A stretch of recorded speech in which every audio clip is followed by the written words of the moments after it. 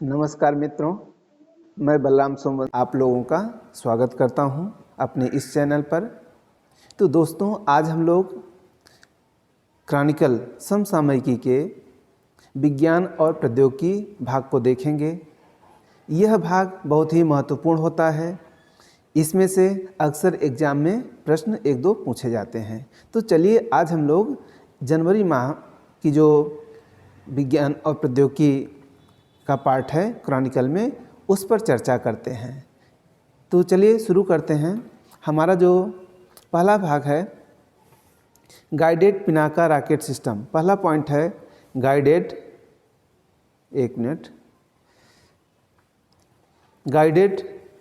Pinaka rocket system. अब ये guided Pinaka rocket system क्या है, इसके बारे में हम लोग देखते हैं। तो यह क्या है, 14 नवंबर 2024 को DRDO ने Pinaka multi barrel rocket system का सफल परीक्षण किया।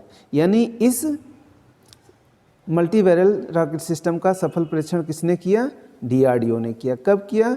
14 नवंबर 2024 को। तो यह याद रखना है। आगे हम लोग देखते हैं कि यह जो सिस्टम है पिनाका रॉकेट सिस्टम, इसकी मारक क्षमता कितनी है? इसकी मारक क्षमता 75 किलोमीटर है। तो हमें याद रखना है दोस्तों कि इसकी मारक क्षमता कितनी है? 75 किलोमीटर से अधिक हो गई है। यानी पहले 75 किलोमीटर तक थी, अब इस सफल परीक्षण के बाद यानी इसको थोड़ा अपडेट किया गया, तो इसकी मारक क्षमता 75 किलोमीटर से अधिक हो गई। और यह ध्यान रखना है कि यह पूरी तरह से स्वदेशी मिसाइल है। पूरी तरह से कैसा है? स्वदेशी है। और इस हथियार प्रणाली को आयुध अनुसंधान एवं विकास प्रतिष्ठान द्वारा अनुसंधान केंद्र, इमारत, रक्षा अनुसंधान एवं विकास प्रयोगशाला, उच्च ऊर्जा सामग्री अनुसंधान प्रयोगशाला और प्रूफ एंड एक्सपेरिमेंटल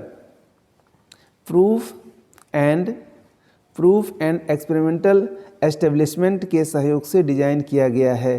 तो इसके डिजाइन में किनका किनका योगदान है, इनको एक बार हम लोग फिर से देख लेते हैं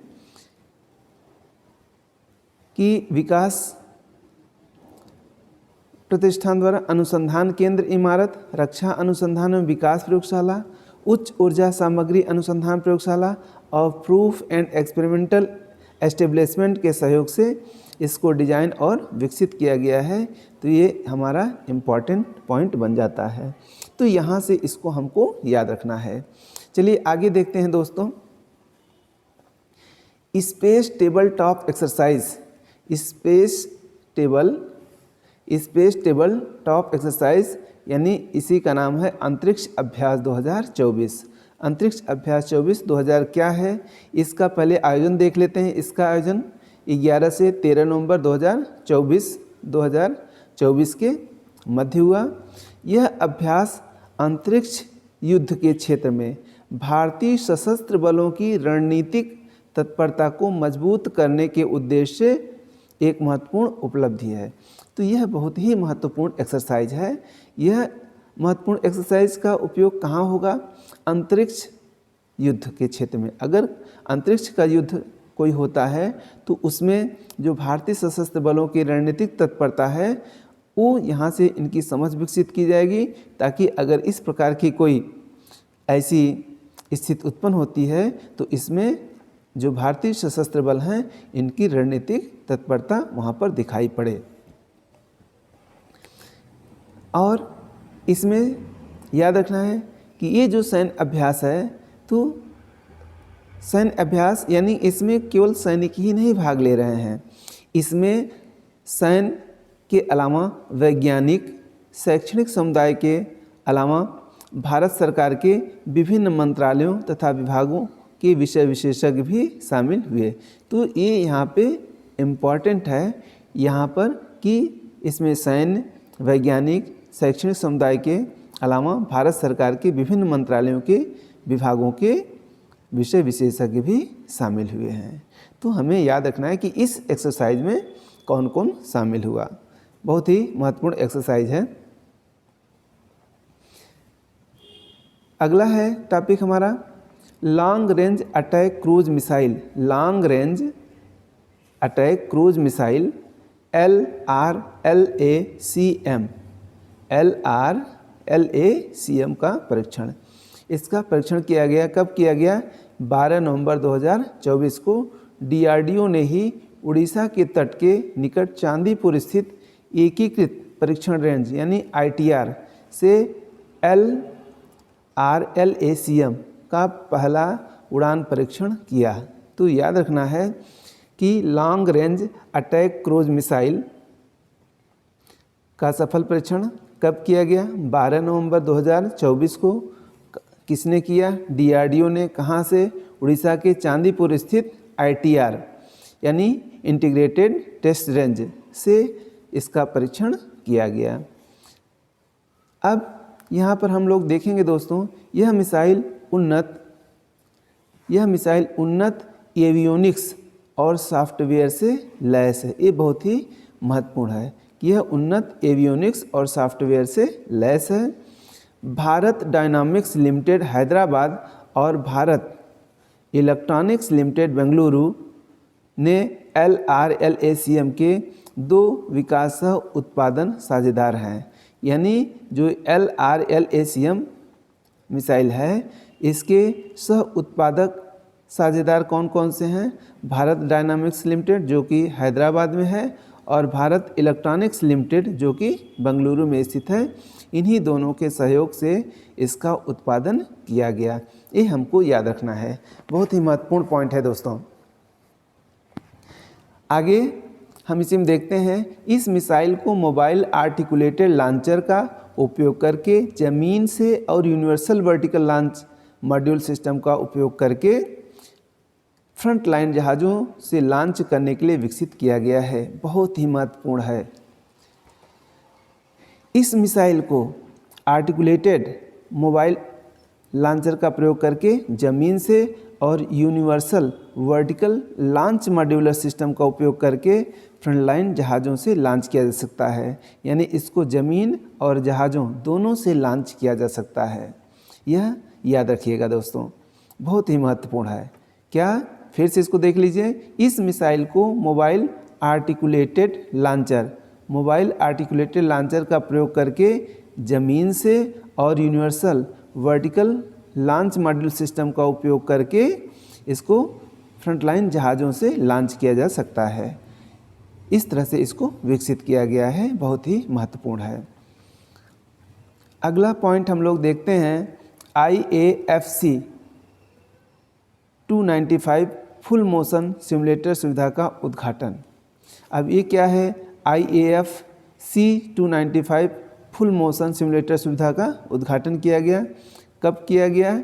11 नवंबर 2024 को। कहाँ पर? आगरा में इसका उद्घाटन किया गया। ये हमको याद रखना है।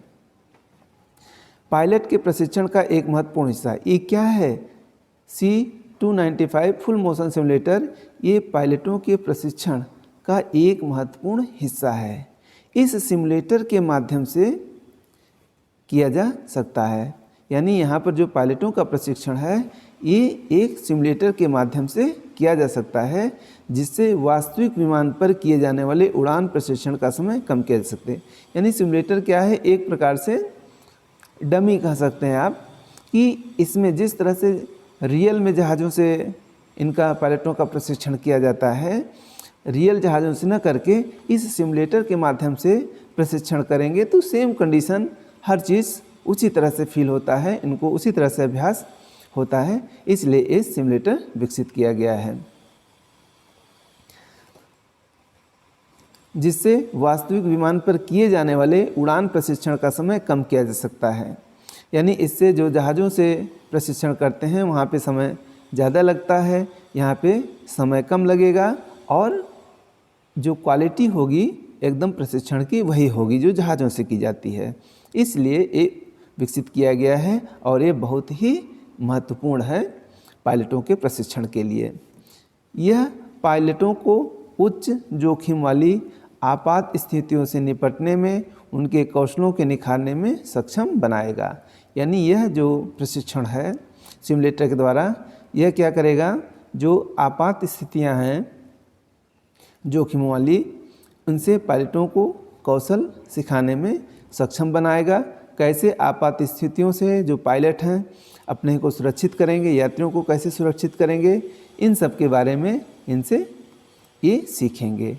तो यह बहुत ही महत्वपूर्ण टेक्नोलॉजी है जिसका उद्घाटन किया गया। इसी में अगला हमारा पॉइंट है दोस्तों कि भारतीय वायुसेना में C-295 विमान के शामिल होने से देश के एरोस्पेस तंत्र को मजबूती मिलेगी तथा निजी क्षेत्र में परिवहन विमानों के उत्पादन में आत्मनिर्भर भारत की शुरुआत होगी। यानी भारतीय वायुसेना में C-295 विमान के शामिल हो जाने से एरोस्पेस के तंत्र को मजबूती मिलेगी और निजी क्षेत्र में परिवहन विमानों के उत्पादन में भी भारत आत्मनिर्भर बन जाएगा। आगे हमारा पॉइंट है भारत का पहला एनालॉग स्पेस मिशन। भारत का पहला एनालॉग स्पेस मिशन। तो यह भारत का पहला एनालॉग स्पेस मिशन कहाँ पर इसका उद्घाटन किया गया?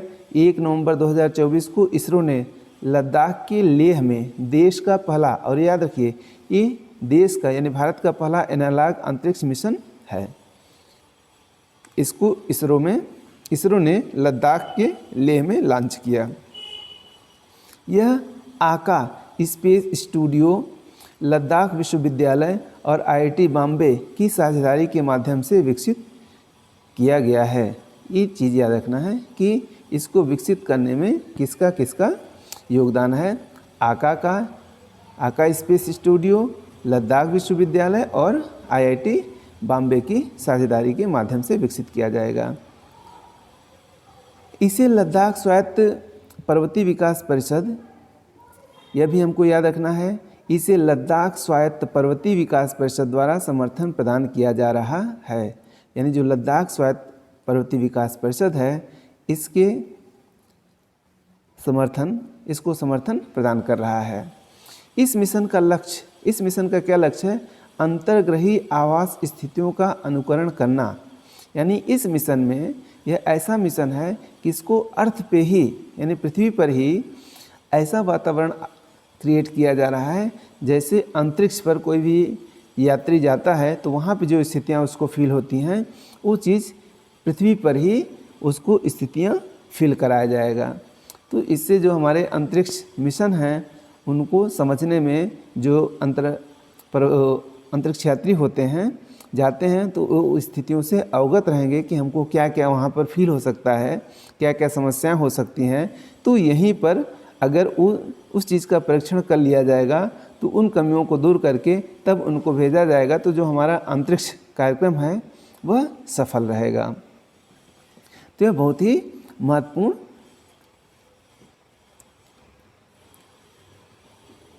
यह जो मिशन है बहुत ही महत्वपूर्ण मिशन है।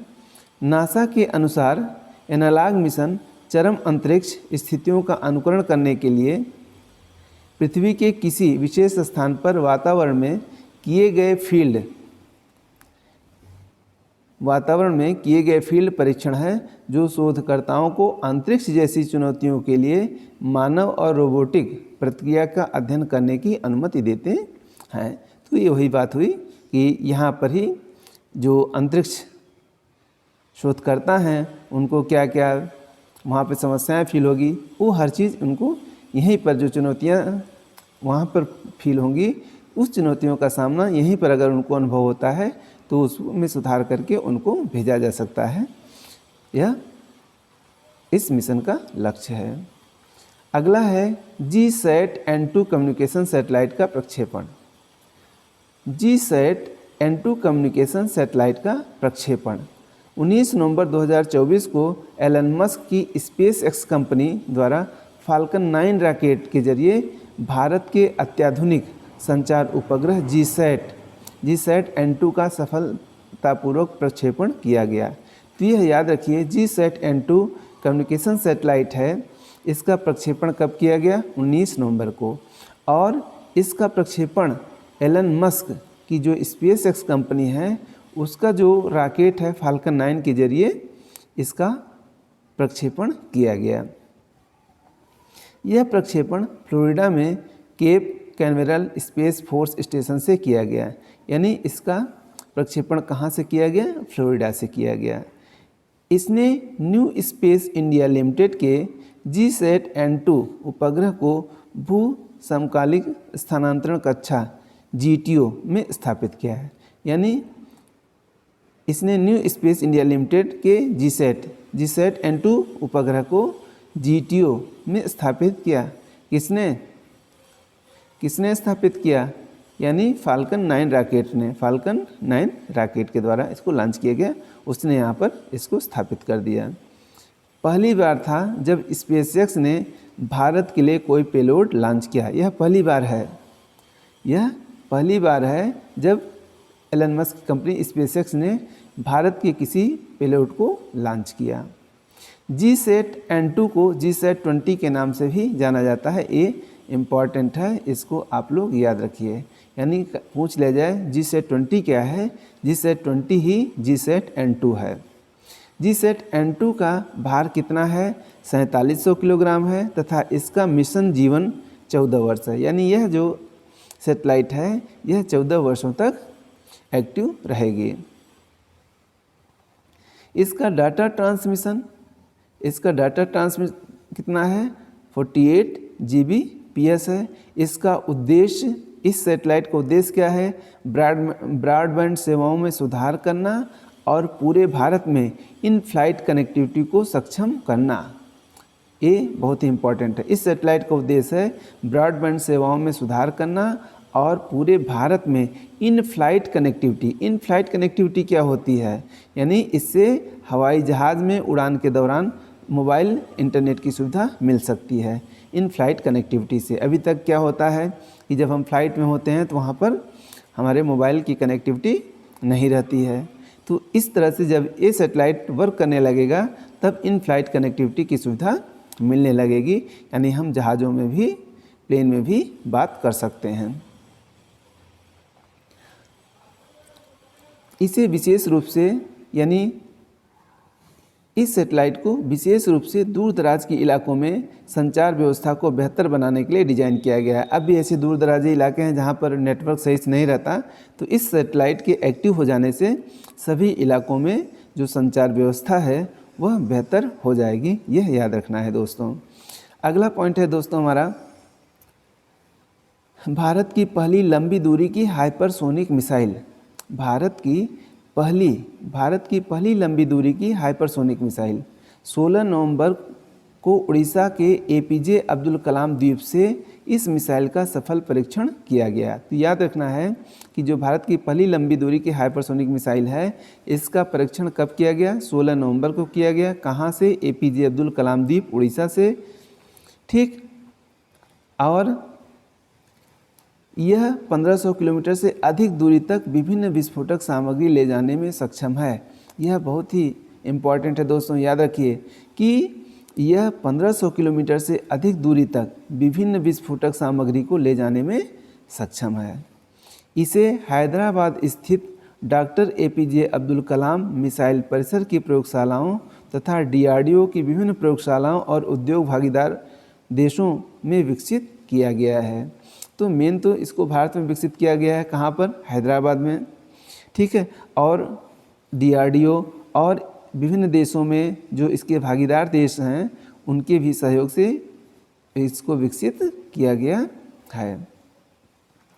सबसे बड़ी इसकी विशेषता है दोस्तों, इससे हवा, पानी और ज़मीन तीनों जगहों से दुश्मन पर हमला किया जा सकता है।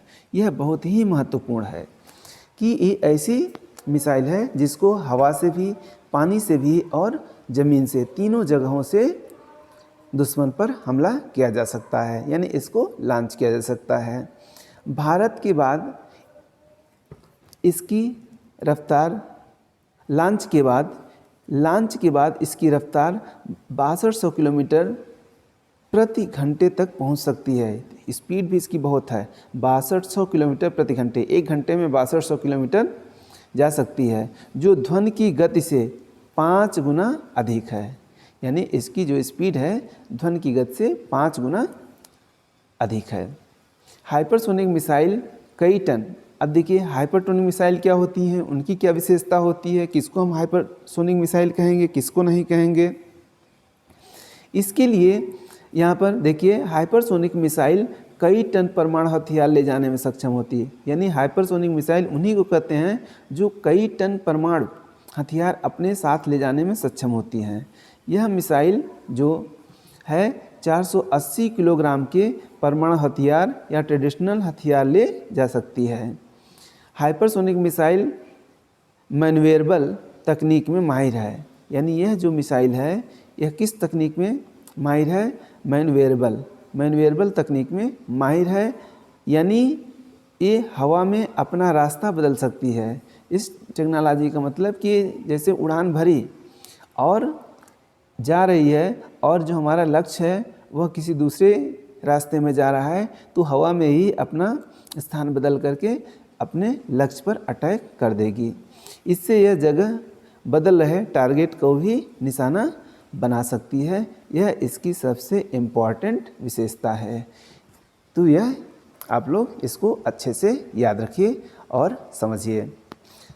विज्ञान और प्रौद्योगिकी से दोस्तों बहुत इम्पॉर्टेंट क्वेश्चन पूछे जाते हैं और हर एग्ज़ाम में 1-2 क्वेश्चन इससे रहता है। तो आप लोग यहाँ पर जो पढ़ ले रहे हैं ये एकदम कंसेप्ट आपका क्लियर हो जाएगा और इससे रिलेटेड अगर कोई क्वेश्चन आता है तो आपका गलत नहीं होगा। यह हमारा पूर्ण वादा है। भारत का पहला स्वदेशी एंटीबायोटिक नेफ्रिथ्रोमाइसिन, ये भी बहुत ही इम्पॉर्टेंट है। इस यहाँ से क्वेश्चन आपका बन सकता है क्योंकि यह भारत का पहला एंटीबायोटिक है। भारत का पहला एंटीबायोटिक कौन विकसित हुआ? उसका क्या नाम है? नेफ्रिथ्रोमाइसिन। 20 नवंबर को केंद्रीय मंत्री जितेंद्र सिंह ने पहली स्वदेशी एंटीबायोटिक लॉन्च की। तो जितेंद्र सिंह ने भारत की पहली एंटीबायोटिक जिसका नाम नेफ्रिथ्रोमाइसिन है इसको लॉन्च किया। इसे biotechnology industry research assistant council BIRAC के सहयोग से विकसित किया गया है। ये इम्पॉर्टेंट कंपनी का नाम इम्पॉर्टेंट है। Biotechnology industry research assistant council यानी बिराक के सहयोग से विकसित किया गया है और इसे फार्मा कंपनी बोलकार्डर्ट द्वारा मिकनाफ नाम से बाज़ार में लाया गया है। तो याद रखिए किस नाम से यह बाज़ार में उपलब्ध है? मिकनाफ नाम से यह बाज़ार में उपलब्ध है। यह देश का पहला स्वदेशी रूप से विकसित एंटीबायोटिक है। यानी यह भारत का पहला स्वदेशी एंटीबायोटिक है। यह एंटीबायोटिक विशेष रूप से सामुदायिक अधिग्रहित जीवाणु निमोनिया के इलाज के लिए डिजाइन किया गया है। तो यह किस बीमारी के इलाज के लिए विशेष रूप से डिजाइन किया गया है? निमोनिया के इलाज के लिए। ठीक है, तो आज का दोस्तों हमारा यह विज्ञान और प्रौद्योगिकी का टॉपिक रहा, बहुत ही महत्वपूर्ण है। आप लोग इसको 2-4 बार देखिए, समझिए और 1-2 बार जहां आप वीडियो देख लेंगे तो आपको याद करने की ज़रूरत नहीं रहेगी, ये खुद ही आपको याद हो जाएगा। तो चलिए मिलते हैं हम अगले वीडियो में।